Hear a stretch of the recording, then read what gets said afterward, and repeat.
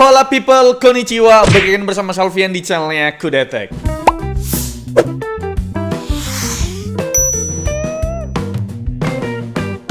Tren desain laptop gaming minimalis makin menyebar, bre. Kali ini juga berimbas ke Predator series yang bisa dibilang mirip-mirip sama ROG yang emang lebih terkenal mengutamakan kesan agresif buat para gamers ya. Tapi kali ini Predator menghadirkan Triton Neo 16 yang tampil lebih kalem buat ngikutin arus tren laptop gaming minimalis nan tipis. Dari sisi punggung aja, kita seperti melihat Acer Swift, sebuah ultrabook minimalis dari Acer, bre. Tapi dengan ukuran 16 inch dan dengan logo Predator kecil beraksen chrome ini. Ketebalan bodi Triton Neo 16 ini sekitar 2,1 cm. Emang bukan yang super tipis, tapi di keluarga Predator ini udah yang paling tipis, bre. Tapi ya gini, bre, ngorbanin Ethernet port jadinya. Kenapa ya? Akhir-akhir ini Ethernet port makin terlupakan. Terlupakan, well. Apakah kita udah harus menormalisasikan laptop gaming tanpa adanya Ethernet port? Coba tulis di kolom komentar. Tapi nih ya, makin kesini laptop gaming makin enteng, bre. Bobot Triton Neo 16 ini aja cuma 2 kilo lebih 50 gram. Jelas lebih enak buat mobile kesana kemari ketimbang laptop gaming bongsor, bre. Cuma ya minusnya bakal demanding banget sama wifi. Untungnya laptop ini punya wifi 6E dan Bluetooth versi 5.3. Alasan kenapa laptop ini bisa ringan tentu karena build quality chassisnya yang udah full metal. Terus buat layout keyboardnya cuma 68%, bukan full size ya. Predator ini nggak takut ya ditinggalin user yang bergantung sama numpad. Udah gitu, heritage of power button juga ditinggalkan di sini ya. Malahan lebih memilih menyediakan dedicated button buat shortcut fan mode. Ini aja aku pertama kali buka sampai salah. Ini tombol power kenapa kagak hidup laptopnya gitu? Ternyata ini tombol fan mode.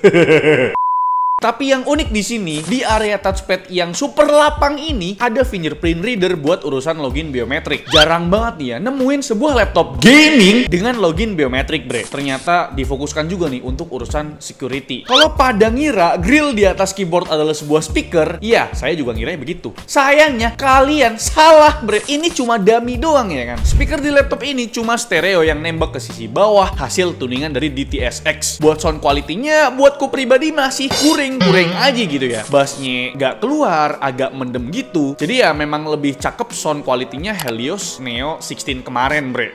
Speaker lagi-lagi memang kurang sih ya laptop Acer.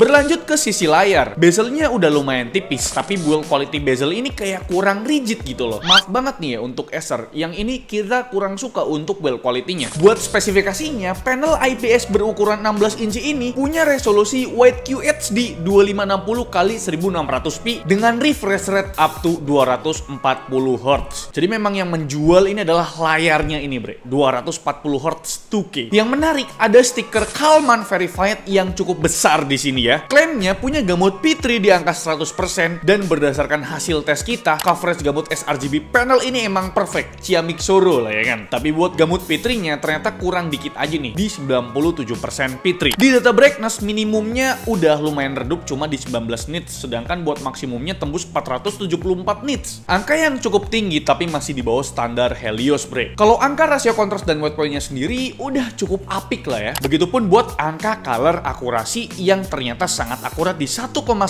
delta E. Dari 24 sampel warna, cuma biru 1F yang menyentuh 2 delta E. Sisanya ya super akurat lah. Gak cuma hadir dengan bahasa desain yang baru, laptop ini juga ditenagai prosesor baru juga dari Intel Core Ultra 7 prosesor 155H dengan arsitektur terbaru juga yaitu Meteor Lake. Prosesor ini menawarkan konsumsi daya yang sangat irit karena efisiensi core-nya udah lebih dioptimalisasi dengan menghadirkan low power efisiensi core. Hasilnya langsung berasa pas kita tes kuras baterai yang berkapasitas 74 Wh ini, bre. Pakai metode streaming YouTube 1080p dan brightness level volume level 30%, baterai di laptop ini bisa bertahan hampir 6 jam. Ini lumayan awet loh buat kelasan laptop gaming, bre. Ingat, ini laptop gaming. Tapi buat ngecharge-nya masih nggak begitu cepet, bre. Butuh waktu 1,5 jam padahal adapternya udah 230 watt loh. Masih ngebahas si prosesornya, Intel Core Ultra 7 prosesor 155H ini ini punya 16 core dan 22 thread. Core-nya terbagi jadi 6 performance core dan 8 regular efficiency core dan 2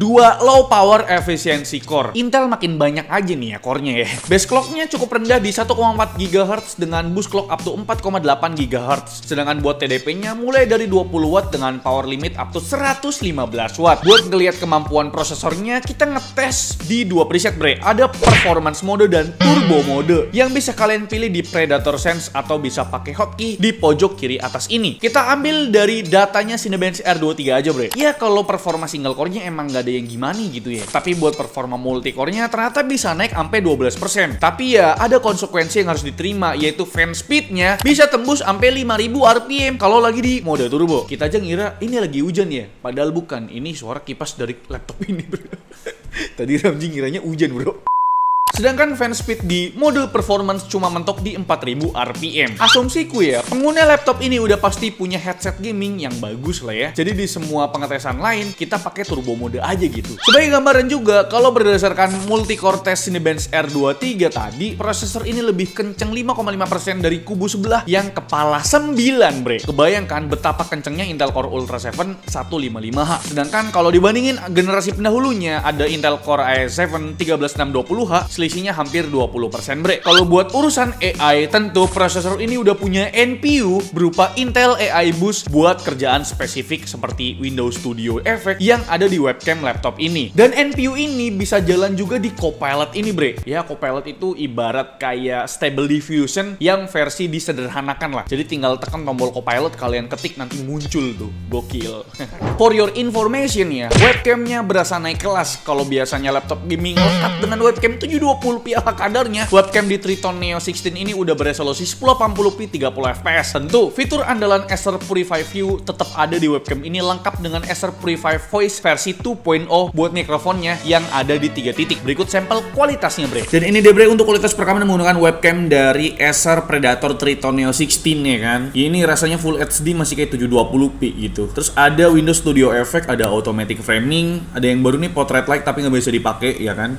Terus ada eye contact dan ada background effect gitu. Ada standar blur dan portrait blur. Ini bisa dipakai semuanya nih tiga-tiganya dalam satu waktu gitu. Dan juga untuk mikrofonnya Acer tuh menyematkan Acer Purify Voice ya kan. Ini semuanya lagi off efeknya. Kalian bisa ganti ke personal call. Ini personal call jadi lebih fokus ke kitanya aja gitu kan. Kalau misalkan di samping kanan belakang kalian ada orang, terus ada converse call. Kalau misalkan samping kanan kalian tuh ada orang supaya kedengaran juga suaranya gitu. Jadi kalian bisa pilih salah satunya. Di sini ada podcast recording juga sama stereo enhanced recording. Tapi kayaknya yang sering kepake tuh yang personal call sama converse call sih. Yang ini kita offin dulu. Untuk kualitas mikrofonnya gimana menurut kalian? Kalau webcamnya sih ya udah jelas ya kuring lah gitu. Next buat discrete GPU-nya. Laptop ini ditenagai GeForce RTX 4060 laptop dengan VRAM 8GB. Pas kita main Cyberpunk, PGP-nya sempat nyentuh 100 watt. Ternyata tetap dikasih full power ya, walaupun dengan form factor yang setipis ini bre. Sebagai gambaran performanya, kalau berdasarkan tes ray tracing di 3D Mark Port Royal, RTX 4060 di laptop ini jadi yang paling kenceng dibandingkan RTX 4060 di laptop lain. Unggul 4% bre. Sedangkan di pengetesan Time Spy Extreme unggul 2,5% dan Firestrike Ultra unggul 2%. Lanjut ke memori atau RAM-nya, udah bukan hal baru lagi kalau RAM laptop zaman sekarang udah super kenceng karena pakai modul memori LPDDR5X. Di Triton Neo 16 ini punya RAM berkapasitas 2x16GB dengan frekuensi up to 6400 MHz. Tapi karena RAM ini soldered, jadi nggak bisa di-upgrade. Tapi 32GB itu udah gede kok. Sedangkan buat storage-nya ada opsi upgrade karena di board laptop ini tersedia 2 buah slot M.2 NVMe yang salah satunya udah terisi M.2 NVMe SSD Gen 4 berkapasitas 1TB dengan speed read yang rata kanan tapi dengan speed rate-nya agak loyo nih bre. Cooling system di laptop ini emang agak compact biar bobotnya bisa enteng tapi tetap proper ternyata. Thermal pastanya udah pakai liquid metal. Terus walau heat pipe-nya cuma dikasih 2 buah tapi ini berdesain vektor jadi lebih pipih dan bikin cakupan areanya sedikit lebih lebar ketimbang heat pipe konvensional biasa biasa bre. Lalu buat airflow-nya dibantu dua buah fan Aeroblade Gen 5 yang punya 4 titik exhaust dengan area intake dari sisi bawah. Jadi keluarnya tuh ada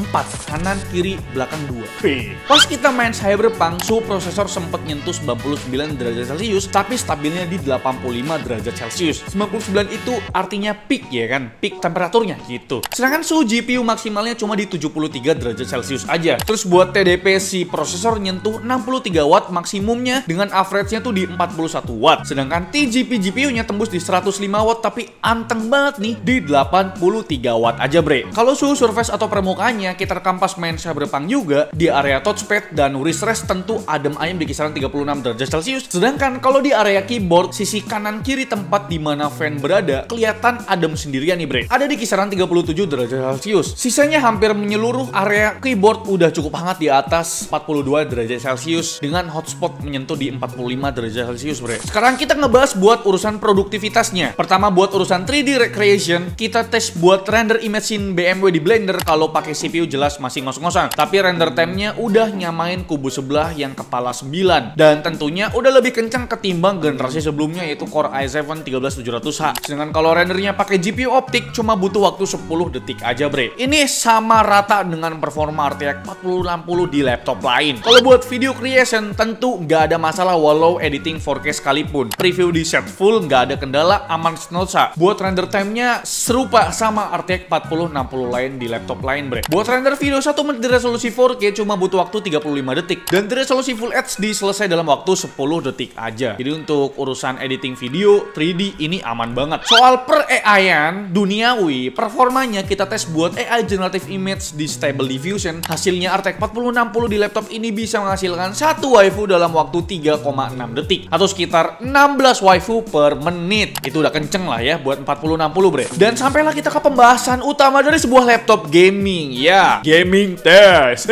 Let's go. Game pertama ada Cyberpunk 2077 yang kita mainkan pakai preset rata kanan tapi di resolusi Full HD 1200p. Walau udah pakai RTX Ultra tetap tembus 77 FPS bre. Ini berkat frame generation pastinya. Game kedua ada Forza Horizon 5 yang kita tes di preset Extreme dengan RTX Ultra dan frame generation aktif. Sayangnya cuma dapat 60 FPS aja nih walau cuma main di resolusi Full HD 1200p. Game ketiga ada God of War yang kita coba tes di resolusi 2K atau resolusi native dari laptop ini dengan preset rata kanan pastinya. Kalau pakai DLSS quality bisa sentuh 60 FPS nih. Game selanjutnya ada Assassin's Creed Mirage main di resolusi 2K rata kanan ternyata masih enjoy di kisaran 73 FPS berkat penggunaan DLSS quality. Terus di game PUBG Steam ini jarang juga nih ya yang ngetes ya. Kita tes main di resolusi 2K Ultra masih sangat playable dengan rata-rata di 74 FPS. Selanjutnya di game The Finals, ini game yang cukup berat juga. Kita tetap tes di resolusi 2K tapi bukan yang rata kanan nih. Cukup preset high aja biar dapat 100 FPS. Sedangkan di Far Cry 6 main rata kanan di resolusi 2K juga. Rata-rata FPS-nya tuh hampir menyentuh 90 FPS dengan upsampling FSR quality bre. Next ada game Horizon Zero Dawn. Performa laptop ini masih sanggup jalan di 94 FPS dengan preset ultra di resolusi 2K dengan DLSS quality aktif. Sepertinya bre, performa game yang bisa mendekati refresh rate layar laptop ini cuma Valorant aja bre. Di preset high tembus 200 FPS. Mungkin kalau main rata kiri bisa tembus di 240